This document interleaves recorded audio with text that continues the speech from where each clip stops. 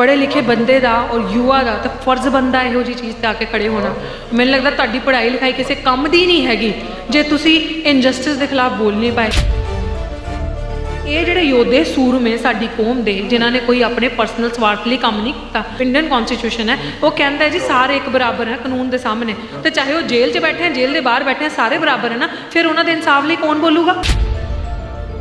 जो असीं कोई मोर्चा लगता फिर ही सरकार दे मन के चलो कन्नां दे उत्ते जूं सरकदी है। जब संसद अवारा हो जाती है तो सड़कें सुनसान नहीं रहनी चाहिए। जिहड़ी सांसद है ना साडी वो अवारा हो चुकी है, वो हैगी नफरत की राजनीति करने वाली, वंड पाउण वाली। और ये जिहड़ी सरकार हैगी आ ये सिर्फ अडानी अंबानी की सरकार है, बैठे पैरूपीए ने चला रहे ओन। तो इसे करके असीं इहो जिहे मोर्चे लाउंदे आ, इन्हां नूं समझाउंदे आ कि साडी जिहड़ी इंसाफ की लड़ाई है ना, साडे जिहड़े हक की लड़ाई है वो असीं लड़ांगे और तुहाडे तो अपना हक लैके आवांगे। ये गल मनते हो भी जिहड़े अजकल की अपनी युवा पीढ़ी हैगी आ उन्हां नूं इहो जिहे मोर्चों का हिस्सा बनण दी किन्नी क ज़्यादा लोड़ है। युवा बहुत स्मार्ट आ, युवा जानता हैगा कि असीं किहड़े थां जाना और हर मोर्चे 'च युवा नूं बुलाया जाता है, सानूं भी बुलाया गया और मैं किसी तो डरदी नहीं और पंजाब तो वैसे किसी तो डरदा नहीं। और जो अज डर रहे हैं उन्होंने भी ये समझने की लोड़ है असीं कुछ गलत नहीं कर रहे। डॉक्टर BR अंबेडकर ने भी कहा सीगा कि ऑर्गेनाइज हो जाओ, एजुकेट करो पहले अपने आप को, फिर ऑर्गेनाइज हो फिर एजुटेट करो। एजुटेट का मतलब एजुटेशन लाना, क्योंकि गलत कर रहा है एजुटेशन नाल अपने हक वापस लेके आओ। सो मेरे नाल मैडम मौजूद ने, उन्होंने सत श्री अकाल जी। सत श्री अकाल जी। तुसीं भी इत्थे बंदी ਸਿੰਘਾਂ ਦੀ ਰਿਹਾਈ ਲਈ ਜਿਹੜਾ ਮੋਰਚਾ ਲੱਗਿਆ ਤੁਸੀਂ ਵੀ ਇੱਥੇ ਪਹੁੰਚੇ ਹੋ, ਇਹ ਮੋਰਚੇ ਨੂੰ ਤੁਸੀਂ ਕਿਸ ਤਰ੍ਹਾਂ ਦੇਖਦੇ ਹੋ? इस तरह देखते हैं इंसाफ की गल आ, इंसाफ जोड़ा भी इनजस्टिस होया वो खिलाफ तो खड़े होना ही चाहिए। और मैं इस करके भी देखते हैं क्योंकि मैं एक पढ़ी लिखी कुड़ी हाँ और पढ़े लिखे बंदे का और युवा का तो फर्ज बनता इहो जी चीज़ ते आके खड़े होना। मैनूं लगदा तुहाडी पढ़ाई लिखाई किसी काम दी नहीं हैगी जे तुसीं इनजस्टिस के खिलाफ बोल नहीं पाए। और मैं तो इंडियन कॉन्स्टिट्यूशन नूं मनण वाली कुड़ी हैगी हाँ और साडे कॉन्स्टिट्यूशन ते लिखिआ equal rights, justice, equality, fraternity, तो ਉਹਦੇ खिलाफ जे कोई काम हो रहा है और उस शैतान सरकार कर रही है। और ये जिहड़े योद्धे सूरमे साडी कौम दे जिन्हां ने कोई अपने परसनल स्वार्थ लई काम नहीं किया, जिन्हां दा कोई जाति दा ओहदा झगड़ा नहीं सीगा जमीन दा या पैसों का, उन्होंने कौम लई किया और कौम लई वो सज़ा 14 साल जो उम्र कैद भी होंदी है वो भी कट चुके, फिर 14+14 फिर 28, 30, 32, 35 साल तो अंदर जेलों च बैठे ने। तो यह तो जस्टिस ह्यूमन राइट्स की गल है ना। और ह्यूमन लई जिहड़ा अपना जिहड़ा इंडियन कॉन्स्टिट्यूशन है वो कहता है जी सारे एक बराबर है कानून के सामने, तो चाहे वो जेल च बैठे हैं जेल के बाहर बैठे हैं सारे बराबर है ना, फिर उन्होंने इंसाफ लिए कौन बोलूगा। फिर मेरा पढ़ाई लिखाई का फायदा ही की जे मैं नहीं खड़ी हुई, तो जी मैं इदा खड़ी हाँ इत्थे।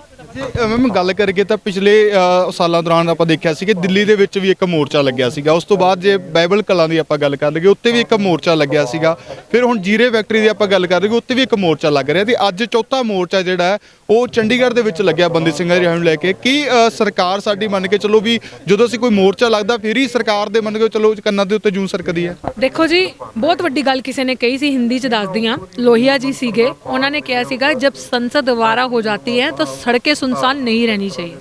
तो इस वेले प्रेजेंट सिनेरियो च जिहड़ी सांसद है ना साडी वो अवारा हो चुकी है, ਉਹਦੇ हत्थ च रिहा नहीं कुछ भी, वो हैगी नफरत की राजनीति करने वाली, वंड पाउण वाली, धर्मां ते झगड़े लाउण वाली, तो वो अवारा होगी। वो असली मुद्दों ते गल नहीं कर रही, वो गल नहीं करी कि युवा बेरोजगार बैठे है, वो गल नहीं करी कि देश जिहड़ा भुखमरी की कतार ते इन्ने इहो जे नंबर ते आ गया, वो गल नहीं कर रही जी साडे कोल जॉब्स नहीं हैगी, एजुकेशन खत्म हो रही है, इन्ना महंगी सारी चीज़ां हो रही हैं। तो जो अवारा हो गई तो तुहाडा कॉन्स्टिट्यूशन हैगा वो तुहानूं राइट दिंदा प्रोटेस्ट करने लई कि इहो जी सरकार नूं दूरों बह के हो गया या नेड़े बैठे हो गया, इन्हां ते कानां ते गूंज मारो हुण कि हुण असीं तुहानूं नहीं मनदे, तुहाडी साजिशां स्ट्रैटजियां साडे सामने आ रही हैं। और ये जिहड़ी सरकार हैगी आ ये सिर्फ अडानी अंबानी की सरकार है। पहले मैं कहता सरकार सिर्फ उन्हां दे बैठे पैरूपीए ने चला रहे ओन ਜਿਹੜੇ अंदर बैठे ने सरकार नूं, ठीक है।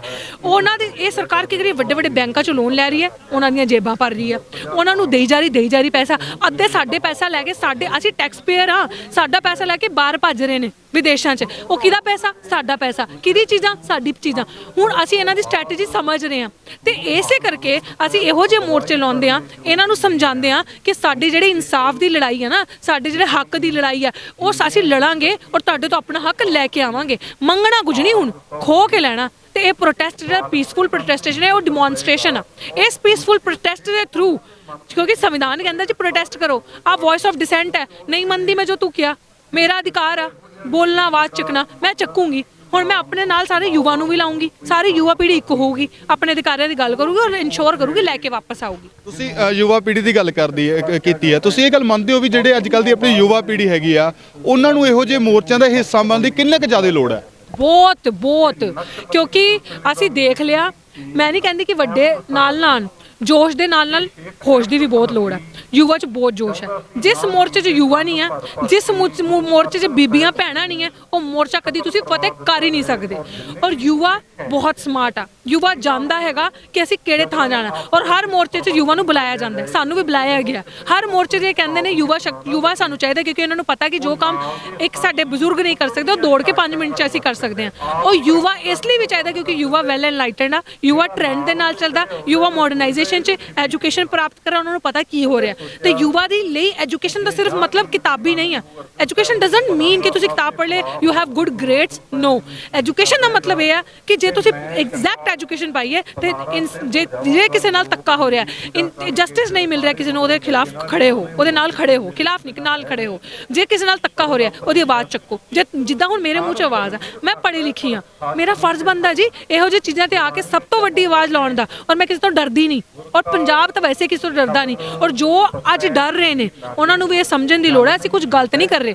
ਅਸੀਂ ਜੋ ਵੀ ਕਰ ਰਹੇ ਹਾਂ ਸੰਵਿਧਾਨ ਦੇ ਦਾਇਰੇ ਦੇ ਵਿੱਚ ਰਹਿ ਕੇ ਕਰ ਰਹੇ ਹਾਂ, ਆਪਣੀ ਆਵਾਜ਼ ਚੱਕ ਰਹੇ ਹਾਂ, ਸਾਡੇ ਰਾਈਟਸ ਹੈ। ਹੁਣ ਖੜਾ ਹੋ ਜਾ ਮੇਰੇ ਸਾਹਮਣੇ ਕੋਈ ਪੁਲਿਸ ਵਾਲਾ, ਖੜਾ ਹੋ ਜਾ ਮੇਰੇ ਸਾਹਮਣੇ ਕੋਈ ਸਰਕਾਰ ਦਾ ਗੁੰਡਾ, ਮੈਂ ਦੱਸਾਂ ਤੈਨੂੰ, ਮੈਨੂੰ ਮੇਰੇ ਸਾਹਮਣੇ ਕਾਨੂੰਨ ਪੜ੍ਹ ਕੇ ਦੱਸ ਮੈਂ ਕੀ ਗਲਤ ਕਰ ਰਹੀ ਹਾਂ, ਲੈ ਜਾ ਮੈਨੂੰ ਜਿੱਥੇ ਲੈ ਕੇ ਜਾਣਾ। ਤੇਰੀ ਜੇਲਾਂ ਘੱਟ ਮੈਂ ਕਹਿੰਦੀ ਹਾਂ ਨਾ ਕਿ ਸ਼ੁਰੂ ਕਰੋ ਜੇਲ੍ਹ ਭਰੋ ਅੰਦੋਲਨ। ਇਹ ਡਰ ਜਾਣਗੇ, ਇਹਨਾਂ ਕੋਲ ਜੇਲਾਂ ਘੱਟ ਪੈ ਜਾਣੀਆਂ, ਇਹਨੂੰ ਲੱਗਦਾ ਅਸੀਂ ਡਰ ਜਾਾਂਗੇ, ਅਸੀਂ ਡਰਨ ਵਾਲੇ ਨਹੀਂ ਹੈਗੇ। ਅਸੀਂ ਉਹ ਆਖਰੀ ਸਵਾਲ ਹੈ ਮੇਰਾ ਕਿ ਇਹੋ ਜਿਹਾ ਕੀ ਆਪਾਂ ਮਾਹੌਲ ਪੈਦਾ ਕਰ ਸਕਦੇ ਵੀ ਸਾਨੂੰ ਇਹੋ ਜਿਹੇ ਮੋਰਚੇ ਲਾਉਣ ਦੀ ਲੋੜ ਹੀ ਨਾ ਪਵੇ?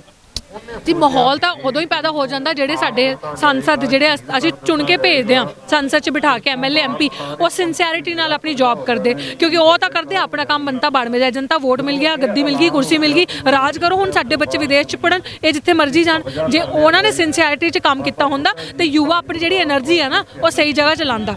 ਇਸ ਕਰਕੇ ਸਾਨੂੰ ਆਪਣੀ ਐਨਰਜੀ ਇੱਥੇ ਯੂਟਿਲਾਈਜ਼ ਕਰਨੀ ਪੈਂਦੀ ਆ, ਕਿਉਂਕਿ ਸਾਨੂੰ ਪਤਾ ਕਿ ਇਹ ਗਲਤ ਕੰਮ ਕਰ ਰਹੇ ਨੇ। ਤੇ ਪ੍ਰੋਟੈਸਟ ਇਹੋ ਜਿਹੀ ਓਨਲੀ ਸਾਡੇ ਕੋਲ ਆਪਸ਼ਨ ਹੈ, ਕਿਉਂਕਿ ਡਾਕਟਰ BR ਅੰਬੇਡਕਰ ਨੇ ਵੀ ਕਿਹਾ ਸੀਗਾ ਕਿ ਆਰਗੇਨਾਈਜ਼ ਹੋ ਜਾਓ, ਐਜੂਕੇਟ ਕਰੋ ਪਹਿਲੇ ਆਪਣੇ ਆਪ ਨੂੰ, ਫਿਰ ਆਰਗੇਨਾਈਜ਼ ਹੋ ਫਿਰ ਐਜੀਟੇਟ ਕਰੋ। ਐਜੀਟੇਟ ਦਾ ਮਤਲਬ ਐਜੀਟੇਸ਼ਨ ਲਾਣਾ, ਕਿਉਂਕਿ ਗਲਤ ਕਰ ਰਿਹਾ, ਐਜੀਟੇਸ਼ਨ ਨਾਲ ਆਪਣੇ ਹੱਕ ਵਾਪਸ ਲੈ ਕੇ ਆਓ।